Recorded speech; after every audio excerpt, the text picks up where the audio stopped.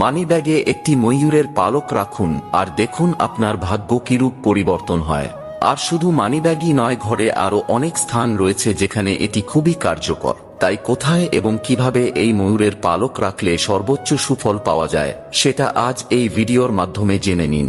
Number 1, ময়ূরের পালককে দক্ষিণ দিকে আলমারির ভিতরে দাঁড় করিয়ে রাখলে ঘরে কখনো অর্থের সমস্যা হয় না।